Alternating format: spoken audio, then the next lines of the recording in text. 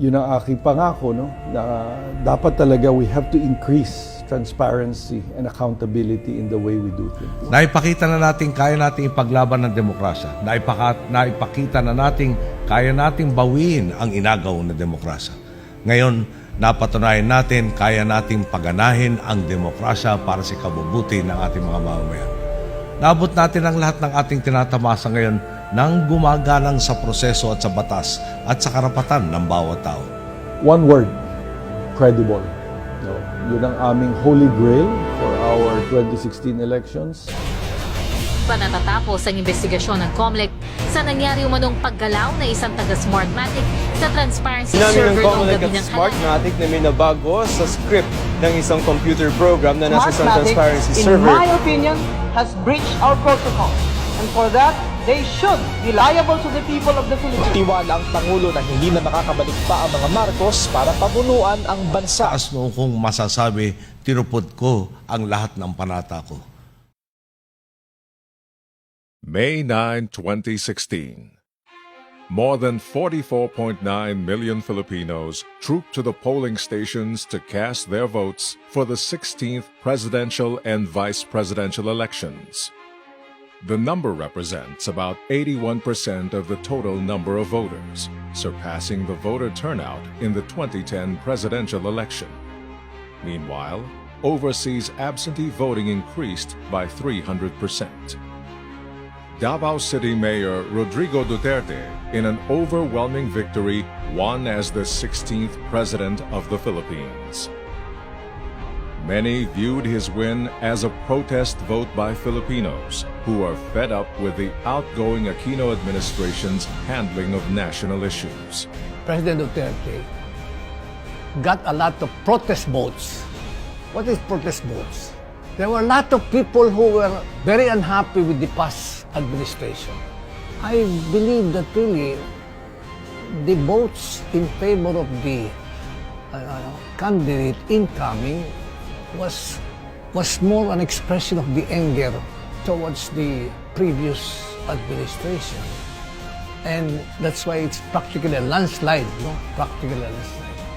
Duterte's electoral success is phenomenal because he is the first president from Mindanao, a region plagued by extreme poverty and numerous local conflicts. The tough-talking mayor introduced himself as a man of the masses, an ordinary politician from the province who was prepared to rid the country of crime and corruption in less than 6 months. Frustrated by the repeated failures of the Liberal Party candidates, an overwhelming number of voters gave their support to the fearless leader from Davao. He defeated 4 other prominent and resource-rich candidates, led by Aquino-endorsed Manuel Mar Araneta Rojas II of the Liberal Party, independent candidate Senator Grace Poe, Vice President Jejomar Binay, and the late Senator Miriam Defensor Santiago. For the longest time, social media has been reflecting that the incumbent President Digong Duterte has been leading by large margin, but the mainstream media has been downplaying it. And from whatever poll service that come out, it showed that the other number 2 candidate was Grace Poe, and number 3 would be another candidate, but the administration candidate would rank number 4. But during the election, he was number 2 all the time.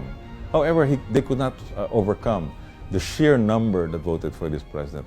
It's not just a landslide victory; it could have been a tsunami type of victory, where it's all over the countryside that people was an overwhelming support for this candidate, and that's why he won.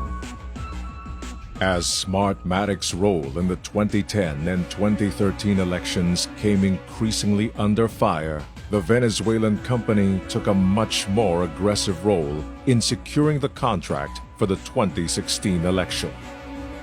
Smartmatic chairman Lord Mark Malloch Brown, an international political operator who had been associated with former President Corazon Aquino's campaign in 1986, flew to Manila in May 2015.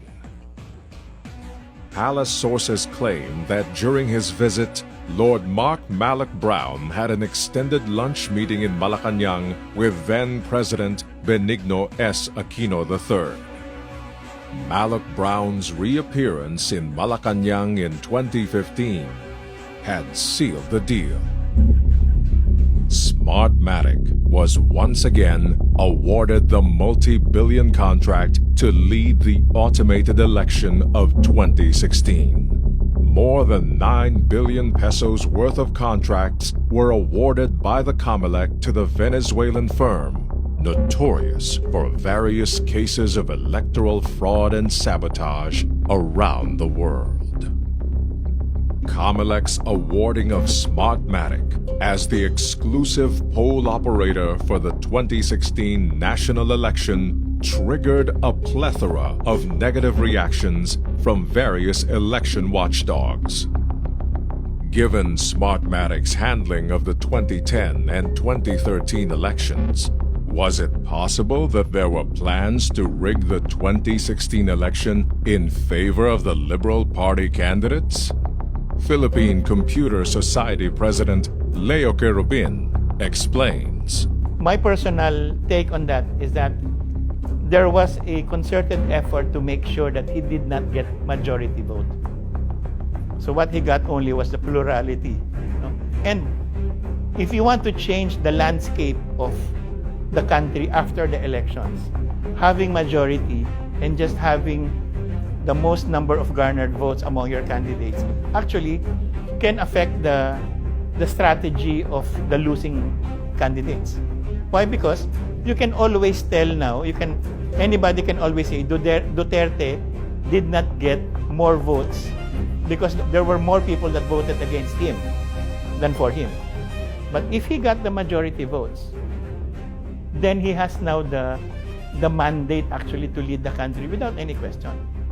But right now, if you notice, the question that is always being thrown at him is that your votes actually are lesser than all that vote that were garnered by the other candidates. So he is not a majority leader. But him becoming a majority leader actually changes the landscape of the way he can actually lead.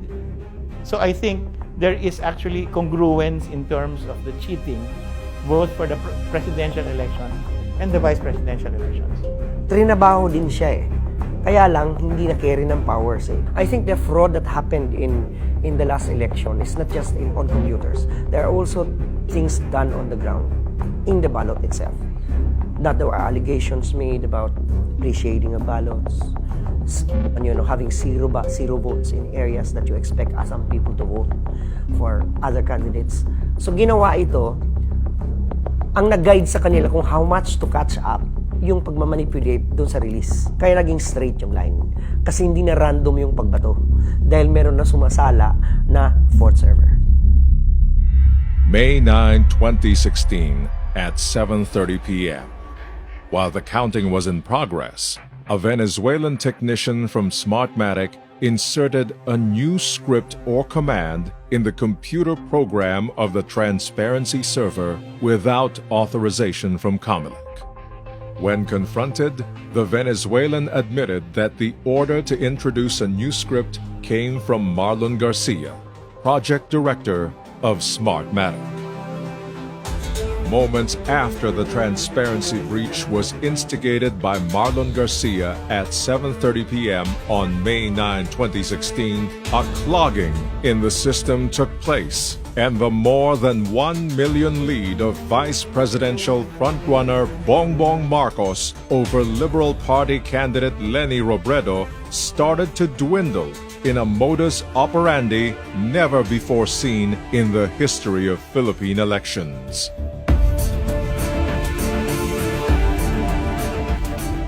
Soon after the closing of the May 9 polls, both presidential and vice presidential frontrunners Rodrigo Duterte and Ferdinand Bongbong Marcos Jr. topped the exit polls conducted by the social weather station. Duterte eclipsed the other candidates with 39.6%, while Marcos led by 34.9%. Other exit polls showed the exact same results. Duterte and Marcos have won the 2016 presidential and vice presidential election in the Philippines. And yet, after the breach by Marlon Garcia took place, a surge of votes appeared to have been programmed in favor of Liberal Party candidate Leni Robredo, as explained by a statistics and political analyst.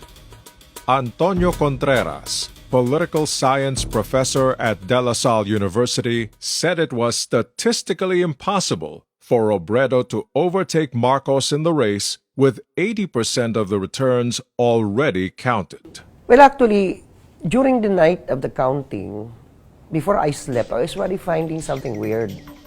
Kasi siyempre, I was making my own projections. Using data trending, I said. And then I was noticing that the lead of Senator Marcos before midnight, before I slept, was kind of becoming smaller and smaller. And I said, what's happening? But I was hoping that, in the morning, it's going to stabilize and his lead will stabilize. But lo and behold, when I woke up, si Leni Robredo na ang nauna.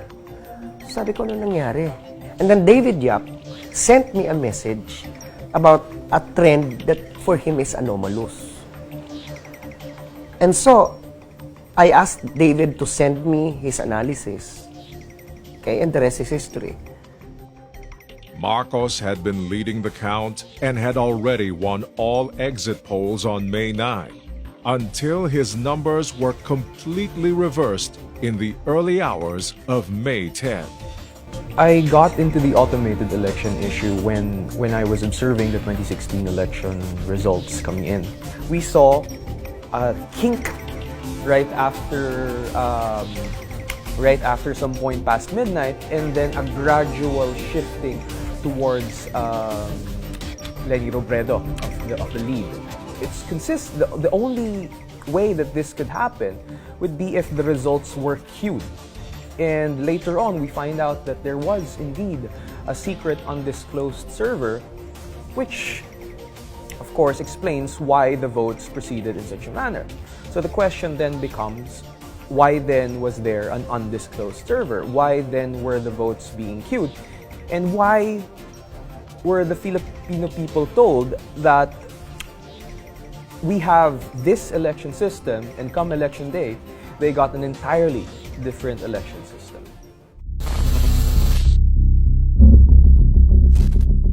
At first, the COMELEC denied that Marlon Garcia was anywhere near the servers. And then, the inevitable happened.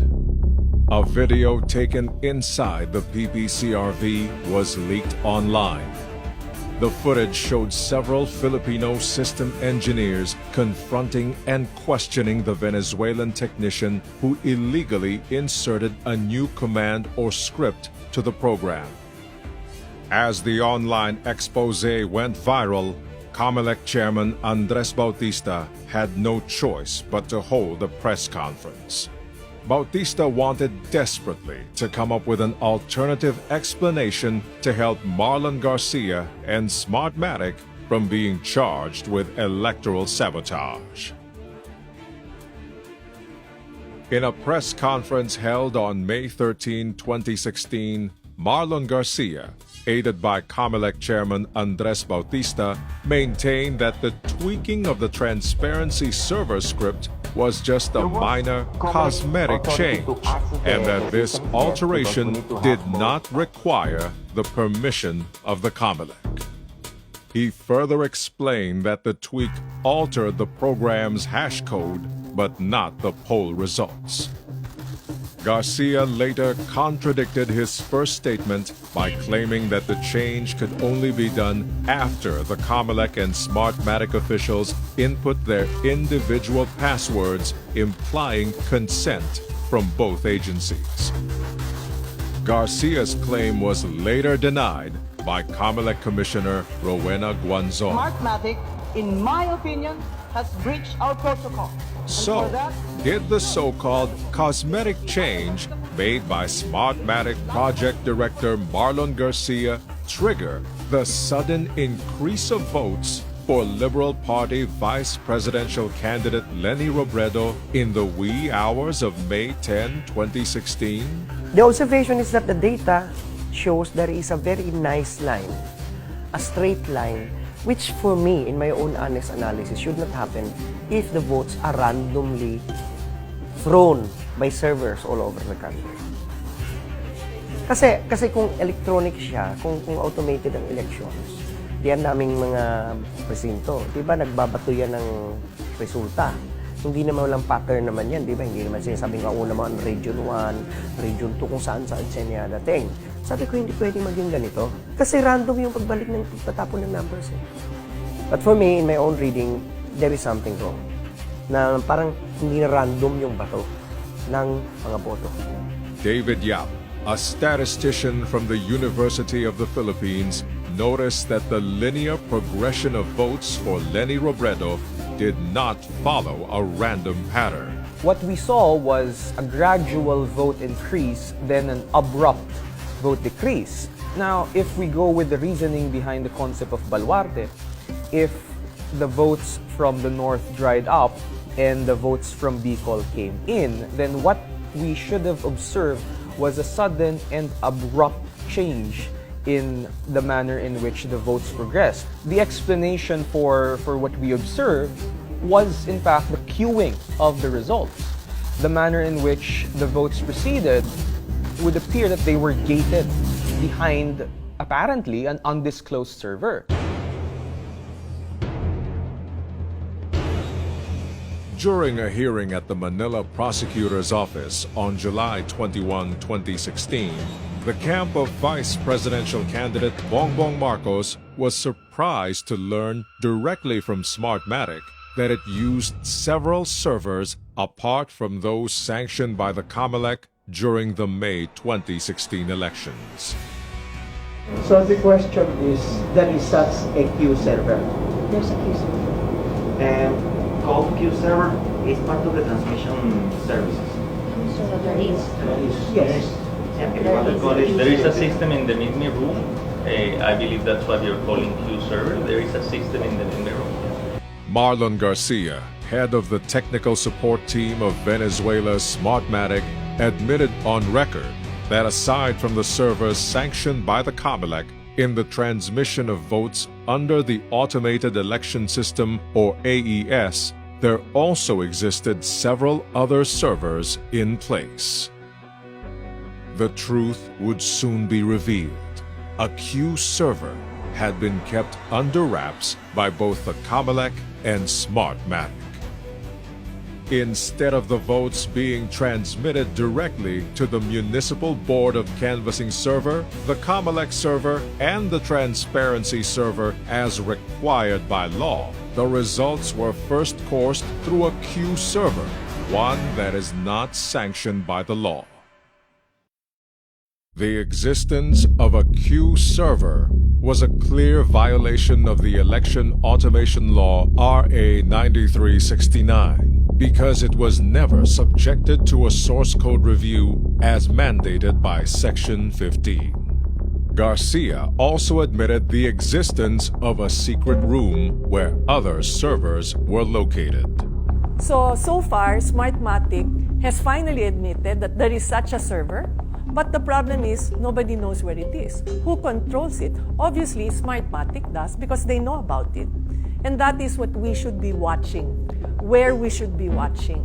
So hopefully in the next election, that will be made clear exactly as to where it is located and that we will have access to see what is happening. The admission of the existence of several other servers in the AES validated all the earlier contention that indeed Smartmatic was not forthright about the details of the system it employed during the elections of 2010, 2013, and 2016. Simply stated, the election results, which were broadcast to the public, did not come directly from the three servers as sanctioned by the law. Instead, the results were first transmitted to a queue server where they were consolidated and processed, and it was this Q server that sent the final data to the COMELEC. This admission has put the integrity not just of the May 2016 polls, but all the other elections managed by Smartmatic under a cloud of doubt. Smartmatic is a very good company when it comes to all of this, to marketing and to manipulations and all that. But at the end of the day, I think it's the Filipinos that are actually suffering because, number one, there is always that kind of doubt that comes after the elections. After the election, there shouldn't be any doubt. In fact, I keep on saying that in the latest elections in 2016, if there is one person who should really be pissed off, and pardon my French, should really be pissed off with Smartmatic, it should be the Vice President.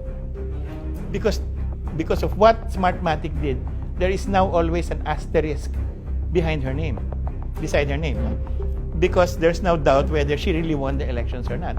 If she really believes that majority of the Filipinos voted for her or that she garnered more votes than the next contender, Bongbong Marcos, then she should be the first in line to say, let's do a recount. She should be the first in line to say, let's count all of this, let's open all the ballots and let's count it, and let's make sure that it was the will of the people was truly reflected in the votes. But with the kind of delay tactics that she's doing, then I'm a little bit worried about her intentions. It is horrible in a sense that an election must truly reflect the wills of the people. We tried automating it. Fine. The speed is there. Perhaps the efficiency. But we did not take care of the fact that it should be credible. A credible election is not just a function of speed. It's not just a function of efficiency. Because you can also make cheating and fraud fast and efficient. So ang nakita ko dito, parang mas nag-shift lang yung mga mandadaya eh. Nag-automate tayo, so pati yung pandadaya, ginawa ding automated at mabilis at efficient. Yun ang tingin ko doon. At yung eleksyon, hindi yun na safeguard. Dahil mismo din kagagawa ng COMELEC. For example, yung pinabayaan nila na pwedeng makialam kahit sino. Diba? Diba yun ang justification nila? Meron naman daw authority na yung taga Smartmatic. So you compromise the whole system. And then bakit may fourth server? Wala naman yan, di ba? Dapat. Hindi pa yan ipapaliwanag hanggang sa ngayon. Tsaka yung mga sinistrip nila yung mga laman ng mga computers, di ba? Na dapat di ba pangalagaan mo pa ngayong security niyan dahil mayroong protesta. Yung mga nagibang ang bobo ngayon ng warehouse nila sa Santa Rosa, makes you ask, ano nangyayari? So, lumalabas na credible pa ba yung resulta? As COMELEC made it appear, the counting and canvassing of the election results would basically be an automated process, free from human intervention and presumably safe from manipulation. The election protests and server discrepancies during the May 2016 polls clearly proved that this was not the case. Contrary to the poll body's representations, Smartmatic's automated election system was riddled with serious vulnerabilities, exposing the entire system to shenanigans. I have always believed, and I will always try to live by this motto: the power to change our destiny lies in our own hands. If you choose rightly, you will reap the benefits of a good choice. If you choose wrongly, you will suffer for your wrong choice. And we get to exercise that choice only every 3 years sa election. Pero kung ang ating election system is rigged, our election system is tampered, that choice doesn't matter. We all suffer. Kaya ang panawagan ko po sa taong bayan, magkaisa ho tayo sa isyung ito. Ipaglaban po natin hanggang makamit natin ang totoong malinis na halalan. The 2016 national elections may be over, but the controversies surrounding the 2010, 2013, and 2016 automated polls are clearly not. If these serious allegations are not explained and resolved by the COMELEC, now headed by Chairman Andres Bautista, before the 2019 midterm elections, various experts and election watchdogs believe that the Smartmatic automated election system should be permanently junked and replaced with a foolproof, transparent, and easily verifiable technology from other legitimate automated election system providers. So, moving forward, I think there should be a thorough review of the contract between Smartmatic and COMELEC by a third party. Maybe this could be done by the Philippine Association of Lawyers or the Integrated Bar of the Philippines. No? So they can review the contract, and then what are the violations? And then let the contracting parties pay if ever there's any deficiency. I have always stated that I have great questions on how things are done. I have discussed with Smartmatic directly. I have engaged with him, in Congress and in Senate, debated with them, yet they refuse to listen. They refuse to actually improve the processes. They refuse to put in more security. So with that, I think that we really should change the vendor and find one that will stick to what is best for the election system in the Philippines. It is doing injustice to whoever is the winner. If it is Senator Marcos, it's an injustice because every day delayed means that he is not sitting in a position that is rightfully elected. It's also doing injustice to Vice President Robredo because any day delayed, lagi pa rin patuloy na yung kanyang legitimacy na question. Kung siya ba talaga ang nanalo. Eh yun ang basis kung bakit hindi siya popular ngayon eh. Kasi people continue to doubt. So that's why I could not understand why Mrs. Robredo is opposing the recount. So ganun lang. And it is doing injustice to all of us, all of the Filipinos. Because our votes were not counted properly. It's not fair. I'll be very candid and frank with you. Whenever you mention Smartmatic to me, sorry,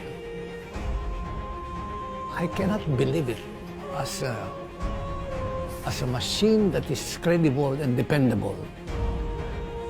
But if they can be used for good things, they can be also used for evil purposes. Parang bang two-bladed knives. And my experience was bad in the sense that it was used to perpetrate something wrong, to confirm something evil, to sell something false. Medyo nakakasira ng kalooban at saka nakakagalit. Call me narrow-minded, call me deaf, dumb, and blind. I'm sorry, but Smartmatic is not acceptable.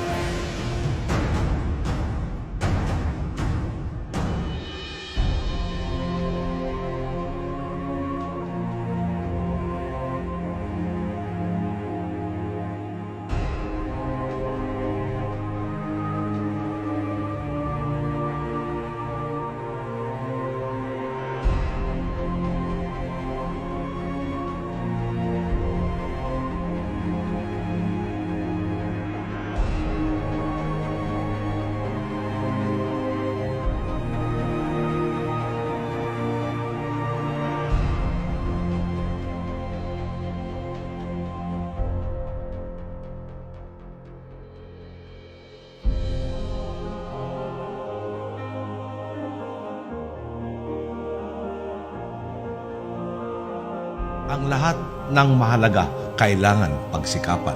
Kailangan ipaglaban. Sabi nga po ng manunulat na si Edmund Burke, all it takes for evil to triumph is for good men to do nothing. May we never lose our patience with the ways of democracy, and may we never take it for granted or be passive in its defense.